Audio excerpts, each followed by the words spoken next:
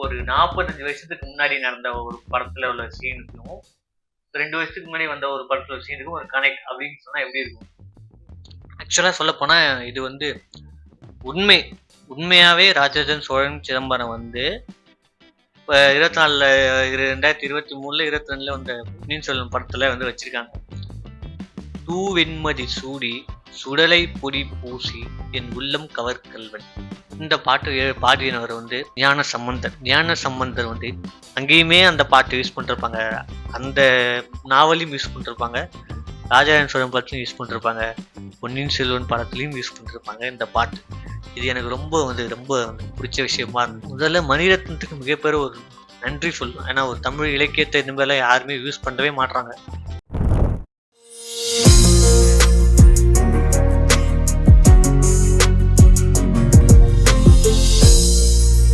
Hi guys, எல்லாருக்கும் வணக்கம். நான் உங்கள் ஏகன் ஸ்டுடியோ. இன்னைக்கு வந்து நம்ம வந்து ஒரு 45 வருஷத்துக்கு முன்னாடி நடந்த ஒரு படத்துல உள்ள சீனுக்கும் 2 வருஷத்துக்கு முன்னாடி வந்த ஒரு படத்துல உள்ள சீனுக்கும் ஒரு கனெக்ட் அப்படின்னு சொன்னா எப்படி இருக்கும்? ஸோ அதுல நடந்த நிகழ்ச்சியை பத்தி நம்ம வந்து இன்னைக்கு பேச போறோம். இது ரொம்ப நாளா வந்து எனக்கு வந்து நான் வந்து இதை பத்தி பேசணும் அப்படின்னு சொல்லி எனக்கு ரொம்ப நாள் ஆசை. ஸோ அந்த விஷயம் வந்து இன்னைக்கு நடக்க போகுது. அதை மீறி இதுல உள்ள என்னென்ன இருக்கு அப்படின்னு சொல்லி நம்ம பேசலாம். இந்த படத்துக்கும் கங்குவாவுக்கும் ஏதாவது கனெக்ட் இருக்குமா அப்படின்னு எனக்கு ஒரு டவுட். ஸோ அதையும் பார்ப்போம். சரி வாங்க, நம்ம வந்து அந்த 40 வருஷத்துக்கு முன்னாடி வந்த ஒரு படத்துல இருக்க சீன் இப்ப பார்ப்போம். இப்ப எப்படி இருக்கு இந்த காலகட்டத்துக்கு இப்படி பார்ப்போம். ஓகேவா? அந்த வீடியோ வந்து ரியாக்ஷன் பண்ண போறேன். நீங்க கூட சேர்ந்து பார்ப்போம் எப்படி இருக்கு.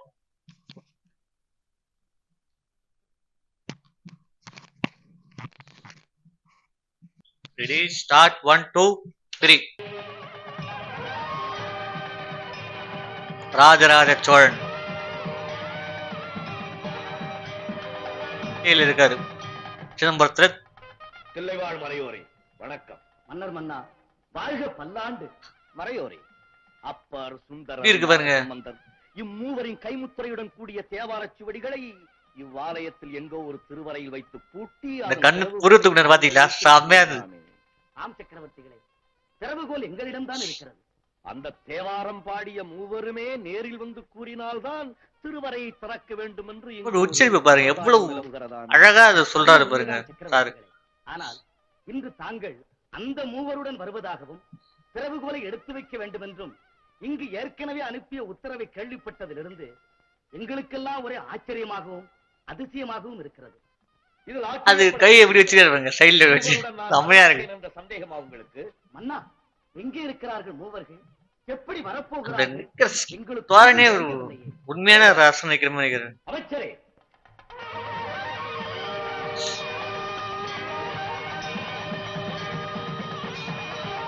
சிதம்பரம் தில்லை நடராஜர் கோவில் இது, ராஜராஜன் சோழர்.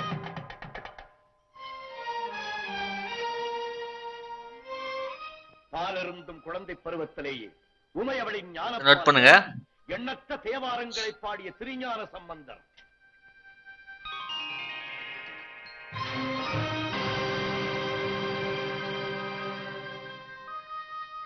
கல்லோடு சேர்த்து கட்டி கடலிலே தள்ளினாலும் அங்கும் நமக்கு நல்ல துணையாயிருப்பவன் நமச்சிவாயன் என்று பாடி நாவுக்கே அரசர் என்று புகழ்பெற்ற திருநாவுக்கரசர்.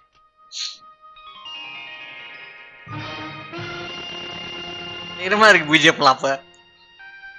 தன்னுடைய அந்தரங்க விஷயத்துக்காக ஆண்டவனையே தூது போக சொன்னவர் மறுத்தால் எங்கே சுந்தர தமிழால் தம்மை பாடாமல் விட்டு விடுவாரோ என்று பயந்து இவருக்காக இறைவனே தூது சென்றார். அப்படிப்பட்ட சுந்தரர்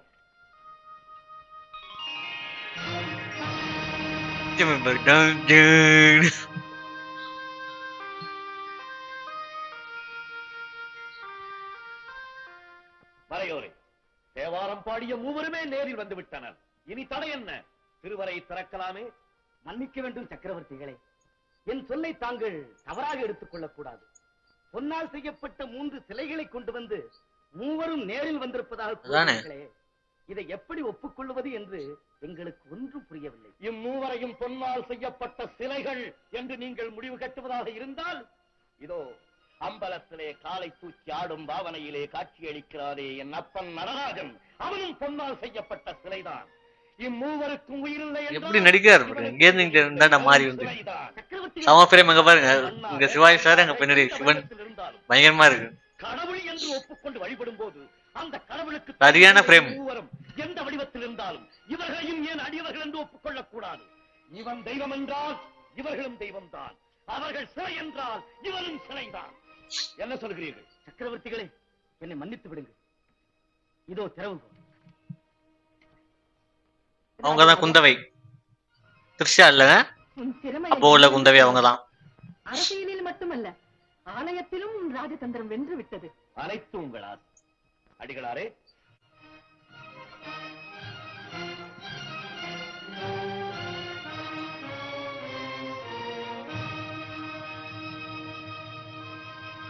அது எப்படி துறக்கிற மாதிரி ஆக்ஷன் போடுறாரு பாருங்க அவரு.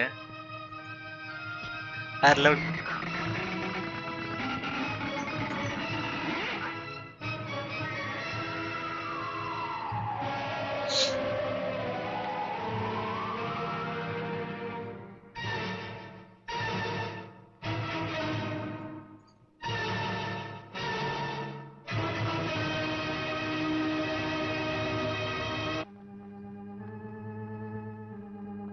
அது shot. வா, அடிகளாரே, இதென்ன சோதனை? ஏடுகளெல்லாம் கரையானுக்கு இரையாகிவிட்டால் போலிருக்கிறதே. இத்தனை பாடுபட்டும் பலனில்லாமல் போய்விட்டதே. சக்கரவர்த்திகளே, தெய்வத்திற்கு திருத்துண்டு செய்யும் தங்கள் திருக்கரங்களால் மண்ணை தொட்டாலும் அது பொன்னாக மாறிவிடும். மனம் தளர வேண்டாம். இறைவனை வேண்டிக் கொண்டு மேலே மூடியிருக்கும் மண்ணை கலர் பாருங்க அப்பெல்லாம் எப்படி இருக்கு. ஏடுகளை எடுங்கள். தமிழ் சினிமால முதல் ஸ்கோப் படம் இதான், தமிழ் எந்த ஸ்கோப் வச்சு எடுத்த படம் தான்.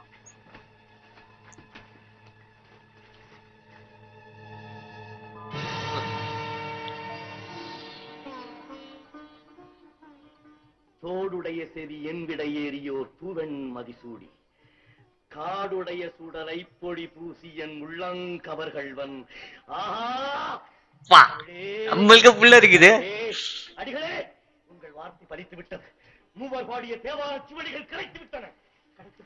இதோ இதோ இதோ இதோ பாருங்கள். திருச்சிற்றம்பலம், இறைவன் நம் பக்கம் இருக்கிறான் என்பதற்கு நற்சான்று கிடைத்து விட்டது. மன்னர் வல்லவா, பன்னெடுங்காலமாக பூட்டி வைத்த அறைக்குள்ளே புதைந்து கிடந்த தேவாரச் சுவடிகளை நீங்கள் எடுக்க வேண்டும். உங்களால் தான் இந்த பாடல்கள் தமிழகத்திலே பரவ வேண்டும் என்று பரவனே கட்டளையிட்டிருக்கும் போது அந்த பாக்கியம் வேறு யாருக்கு கிடைக்கும்? அவ்வளவுதான், அதுக்கு மேல போவானா?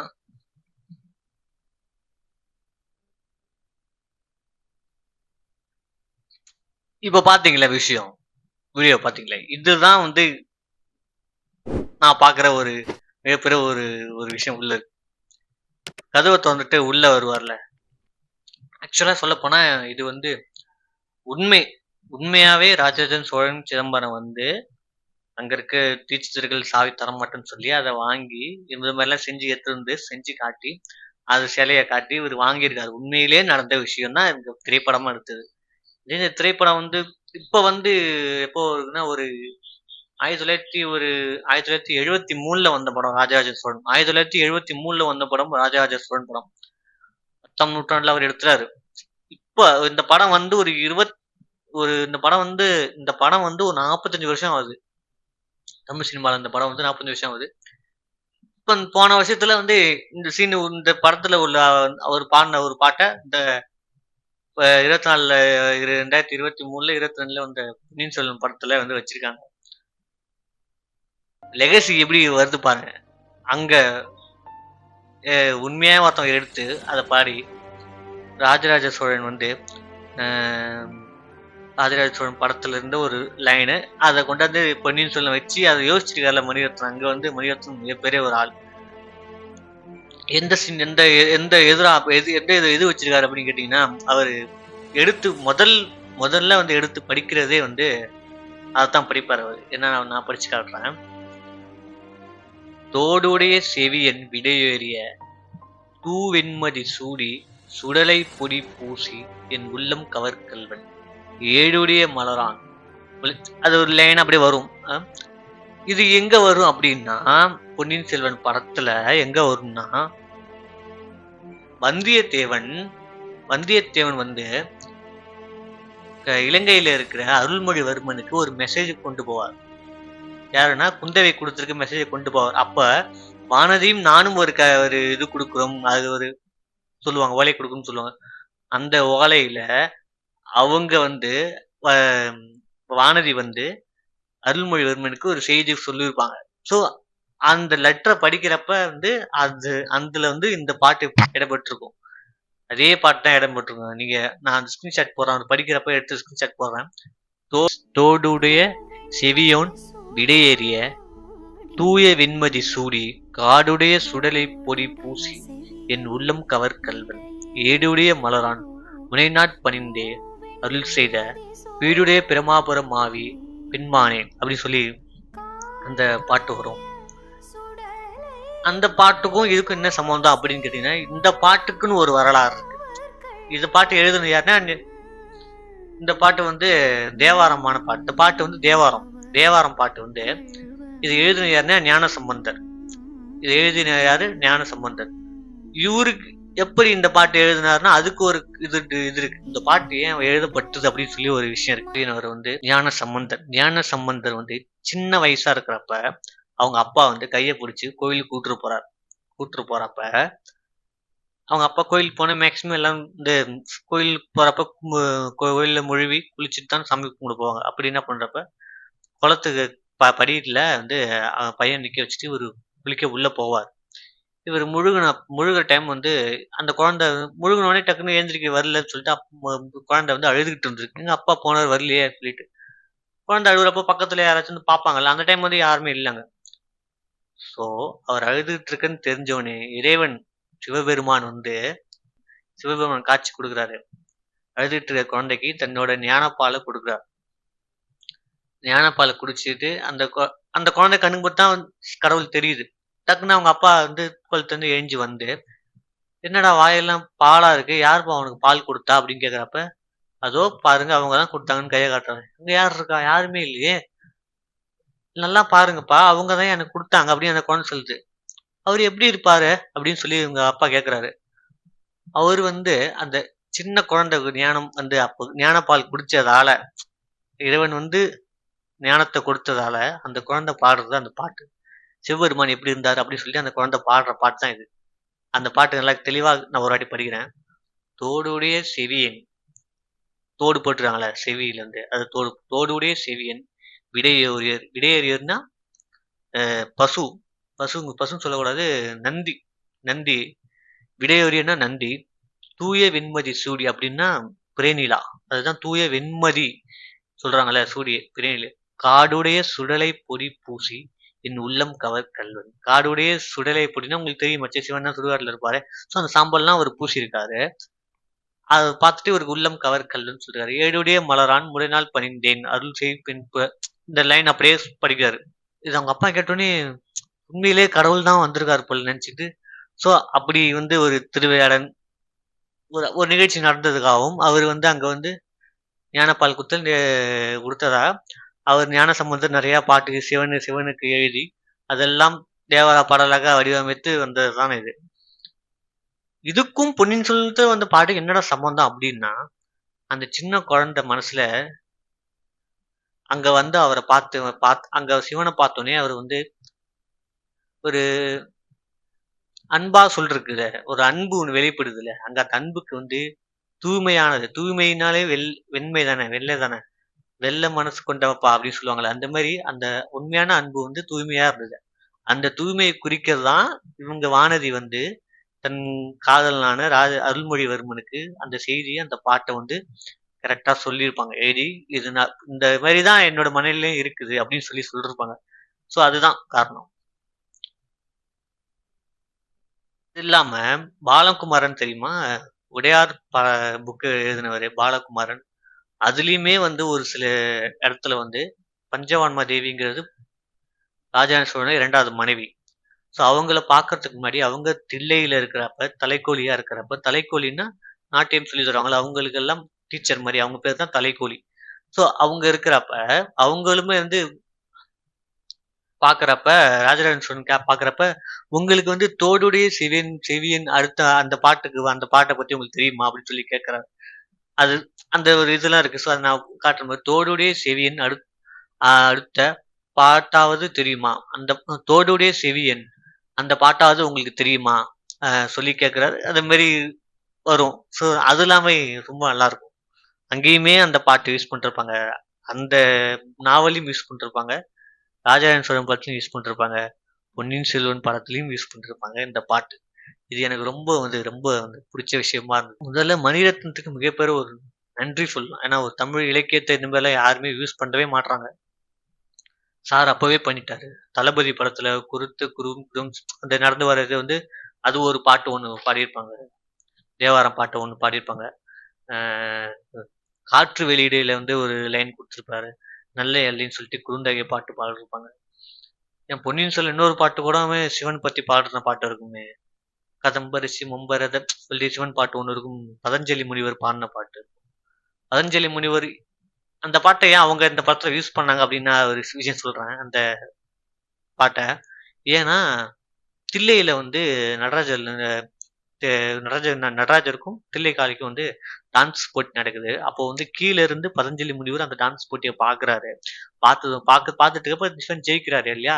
ஸோ ஜெயிச்சதுக்கு அப்புறம் அந்த பாட்டு பாடுறாரு அவரு. ஜெயிச்சதுக்கு அப்புறம் இவர் இங்க இருந்து அங்க போய் அந்த பாட்ட பாடுறாரு. அவர் அங்க பார்க்குறாரு. ஸோ அங்க நடந்த நிகழ்வு தான். அதே தான் பொன்னியின் செல்வன் படத்துலயுமே நடக்கும். எப்படின்னா குத்தவை போட்ல இருப்பாங்க. இவங்க கீழ வந்தியத்தேவன் படகுலேருந்து ஃபர்ஸ்ட் பார்ப்பாரு. பார்க்கறப்ப ஒரு பிரம்மாண்டத்துல உச்சத்துல பார்க்கறப்ப இந்த பாட்டு தான் அங்க பிஜிஎம் கதம்பு சைலண்டா போகும். ஸோ அது ஒரு எக்ஸைட்மெண்டான விஷயம். எத்தனை பேர்லாம் செல்ல பார்த்துருப்பீங்களா தெரியல. அதை விட ஒரு காமெடி என்னன்னா வானதி லெட்டர் படிப்பாங்கல்ல. அது வந்தியத்தேவன் லெட்டரை கொடுப்பாங்க. அந்த லெட்டரை படிப்பாரு அவரு. படிக்கிறப்ப ஸ்கிரீன் க்ளோஸ்அப்ல அந்த ஷாட் காட்டுவாங்க. நான் பக்கத்துல உட்காந்து என் தம்பி சொல்றான், என்னடா இது தமிழ்ல எழுதிருக்குங்கிறான். அவன் என்ன பண்றது? பொன்னியின் செல்வன் படத்தை கூட்டு வந்துட்டு நான் பட்டு பாடு எனக்கு தாங்க தெரியும். படம் பார்க்காதெல்லாம் கூட்டு விட்டது பெரும் தப்பா போச்சேடாங்க. இந்த கதை தெரியாமலாம் கூட்டு உட்கார வச்சு பெரும் தப்பா போச்சேடாங்கிற மாதிரி ஆயிடுச்சு எனக்கு. ஏன்னா டு Z பொன்னியின் செல்வன் எல்லாமே தெரியும். அப்படிங்கிறப்ப நான் பாக்குறது எனக்கு எப்படி வந்தியத்தேவன் கணவர் மாளிகை வராது, அங்க வராது, இங்க வர பாக்குறது ஆசையா இருக்கு. ஒண்ணுமே தெரியாத உட்காந்து என்னடா தமிழ்ல எழுதிருக்கு அப்படிங்கிறான். இவனெல்லாம் வச்சு என்ன பண்றது? சரி, ரொம்ப நாளா எனக்கு சொல்லணும் ஒரு ஆசை. இதை பத்தி எனக்கு விவரிக்கணும் ஆசை. தமிழ் சினிமால இந்த மாதிரி படைப்பை கொண்டு வர்றது கஷ்டம். பொன்னியின் செல்வன், ஆயிரத்தில் ஒருவன், இந்த மாதிரி ராஜராஜ சோழன், இந்த மாதிரி எனக்கு ஒரு பீரியட் ஃபிலிம் எனக்கு ரொம்ப பிடிக்கும். எனக்கு ரொம்ப பிடிக்கும். அது கங்குவா தான் எனக்கு. அது நான் இப்ப சொல்றேன் என்ன, கங்குவா எது அடிப்படையா வச்சு வரும் தெரியல. பட் ஆனா வேள்பாரி நான் படிக்க ஆரம்பிச்சேன். வேள்பாரி படிக்க ஆரம்பிச்சேன். எனக்கு சங்கர் சார் வாங்கியிருக்காருன்னு தெரிஞ்சது உடனே நான் படிக்கிறத நிப்பாட்டிட்டேன். நம்ம படிச்சுட்டு நம்ம ஒரு லெவல்ல இருக்கோம். பிக்சரைசேஷன்லாம் நம்ம மைண்ட்ல இருக்கும். பட் ஆனா அங்க பிக்சர் டம்மி ஆயிடக்கூடாதுல்ல. அதனால சொல்ல வரேன். ஏன்னா பொன்னியின் செல்வன் சின்ன சின்ன ஒரு மிஸ்டேக் எனக்கு வருத்தம் அழிச்சுது. பரவாயில்ல, அது ஒன்றும் பிரச்சனை இல்லை. அது வருத்தம் இதுக்கு வந்துடக்கூடாது அப்படிங்கிறத நான் படிக்கல. அதை கொஞ்சம் தூரம் படிச்சு நிப்பாட்டேன். சரி, அதனால கங்குவா படத்துல இந்த மாதிரி எதை யூஸ் பண்ணியிருக்காங்க தெரியல. அதை பார்க்கணும். கங்குவா படத்துல ரொம்ப நான் வெயிட்டிங்ல இருக்கேன். ஏன்னா ஒரு பீரியட் ஃபிலிம் தான் எனக்கு ரொம்ப பிடிக்கும். அதுல எந்த மாதிரி இதை வச்சு சொல்லிருக்காங்கன்னு தெரியல. எல்லாருக்கும் இந்த வீடியோ பிடிச்சிருந்தா லைக் பண்ணுங்க, ஷேர் பண்ணுங்க, கமெண்ட் பண்ணுங்க. நான் சொல்றது ரைட்டா தப்பான்னு தெரியல. பட் ஆனா எனக்கு ரொம்ப பிடிச்சிருக்கு இதை பத்தி பேசுறதுக்கு. யாரும் பேசினாங்களா என்னன்னு தெரியல. இந்த மாதிரி தேவாரம் பாடல்கள், சங்க இலக்கிய பாடல்கள்லாம் பாட்டுல வச்சா அந்த எழுதுனவங்க யாருன்னாச்சும் தெரியுவாங்க. தெரிய மாட்டேது இப்பெல்லாம். பொன்னியின் செல்வன் படத்துல இலங்கை கிருஷ்ணன் என்னமா வரிகள் எழுதிப்பார். செங்குருதி சேயோனும் அப்படின்னு சொல்லிட்டு அந்த சேயோன் அப்படின்னு என்ன சொல்றதுக்கு மிகப்பெரிய டெஃபினேஷன் ஒண்ணு. நான் பார்த்தோன்னே மிரண்டுட்டேன். நான் அந்த சேயோன் அப்படிங்கிற பேருக்கு அவ்வளோ ஒரு டெஃபினேஷன் இருக்கு. நான் உங்களுக்கு அப்படி இருந்ததுன்னா அது ஸ்கிரீன்ஷாட் உங்களுக்கு போடுறேன். சேயோனை பத்தி அது சேயோன்னா யாருன்னு சொல்லி ஸ்கிரீன்ஷாட் போடுறேன். ஏன்னா அதை பத்தி ஒரு டீட்டெயில் வீடியோ வேணா ஒரு யூடியூப்ல ஒரு வீடியோ இருக்கு. அவங்க வீடியோ நான் உங்களுக்கு ஷேர் பண்றேன். ஓகே, இந்த வீடியோ பிடிச்சா லைக் பண்ணுங்க, ஷேர் பண்ணுங்க, கமெண்ட் பண்ணுங்க. நான் உங்கள் ஆகாஷ்.